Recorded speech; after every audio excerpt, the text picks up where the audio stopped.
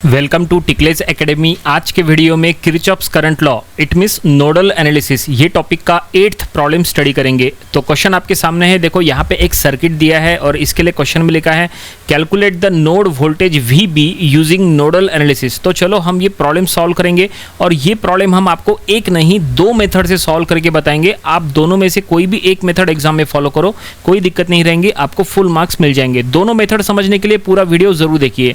तो चलो ये प्रॉब्लम हम सॉल्व करेंगे। तो यहाँ पे नोड वोल्टेज VB अगर फाइंड आउट करना है तो देखो सर्किट में आप देख सकते हैं यहाँ पे 4 नोड है, नोड A, B, C और D।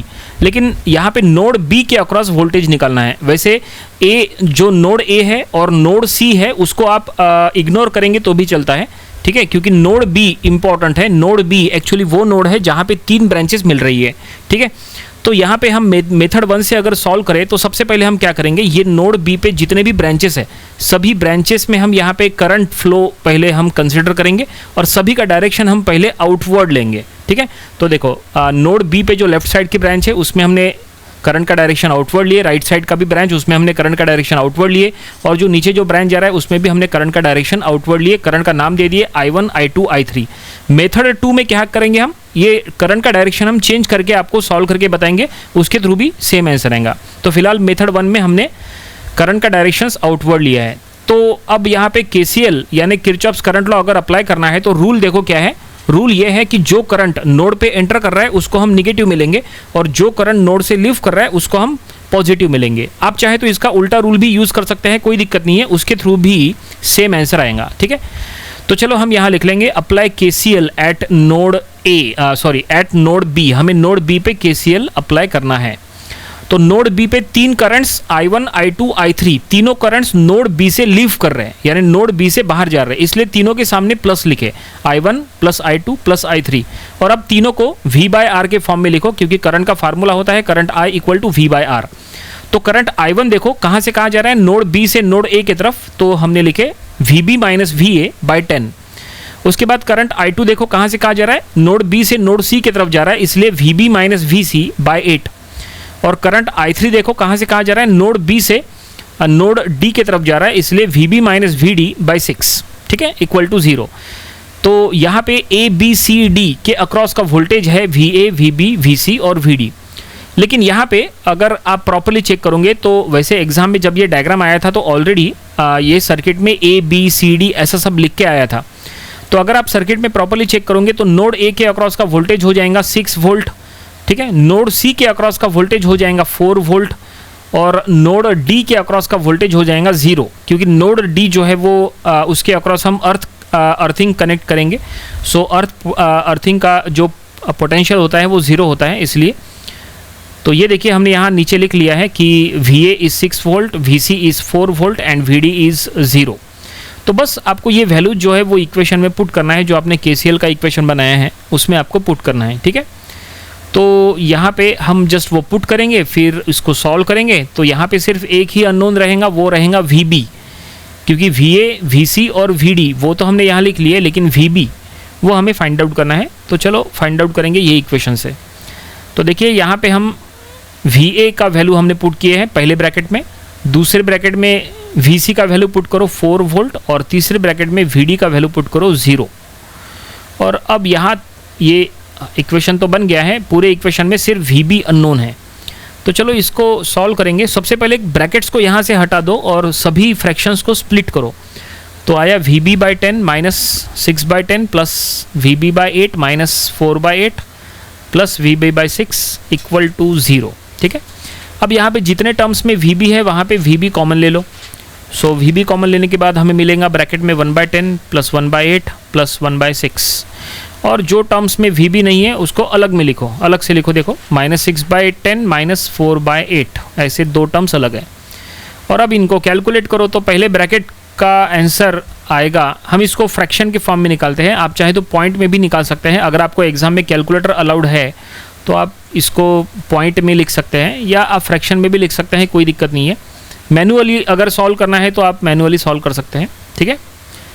तो हमने -6/10 माइनस 4/8 का आंसर निकाले -11/10। और अब यहाँ पे -11/10 राइट हैंड साइड में शिफ्ट करो तो हो जाएगा +11/10। और अब लेफ्ट हैंड साइड का 47/120 जो है उसको राइट हैंड साइड में शिफ्ट करेंगे तो फाइनली वो 11/10 को प्रॉपरली मल्टीप्लाई डिवाइड वगैरह जो भी है वो आपको करना पड़ेगा। और उसके बाद फाइनल आंसर हम यहाँ लिख रहे हैं डायरेक्टली। देखो फाइनल आंसर हमें VB मिल चुका है 2.808 वोल्ट। फाइनली क्वेश्चन में जो फाइंड आउट करने के लिए कहा था कि node voltage VB find out करने के लिए कहा था, ये हमने node voltage VB find out कर लिया। 2.808 volt is the node voltage VB और प्रॉब्लम यहीं पे कंप्लीट हो गया। तो ये हमने मेथड 1 से आपको सॉल्व करके बताए हैं।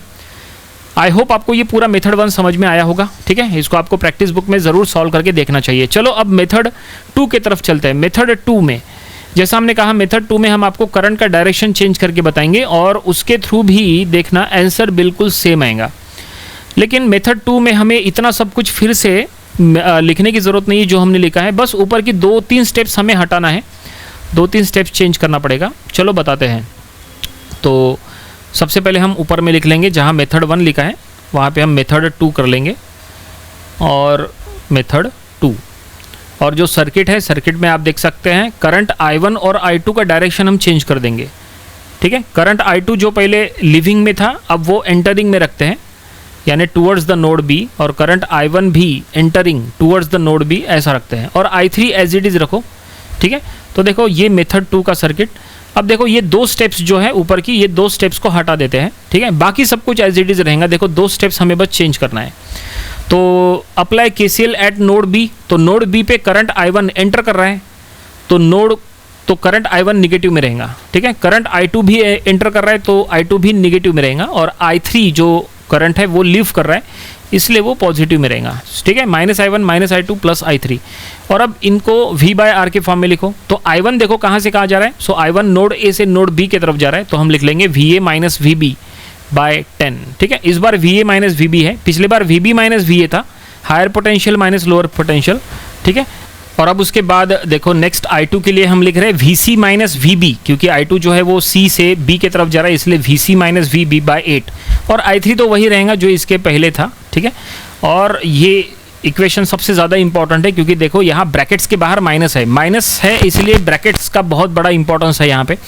और अब बस यहाँ पे माइनस से ब्रैकेट के अंदर मल्टीप्लाई करो, है ना। माइनस जो है ना, माइनस से ब्रैकेट के अंदर के टर्म्स को मल्टीप्लाई करो और फिर वहाँ VA, VC और VD का वैल्यू पुट करो। तो उसके बाद पुटअप करने के बाद और उसके बाद की स्टेप जो है वो नीचे की स्टेप्स पूरी एज इट इज सेम रहेंगी, ठीक है। और फिर जो VB मिलेगा वो वही आना है 2.808 वोल्ट। तो इस तरह से ये सेकंड मेथड से भी हमने आपको ये सॉल्व करके बता दिए, ठीक है। आई होप आपको ये सेकंड मेथड भी समझ में आ गई होंगी। ये मेथड की भी आपको प्रैक्टिस करना चाहिए, ठीक है। तो इस तरह से आज के वीडियो में क्वेश्चन में जो लिखा था find the node voltage VB find out करो, तो ये हमने आपको फाइंड आउट करके बता दिए दोनों मेथड से।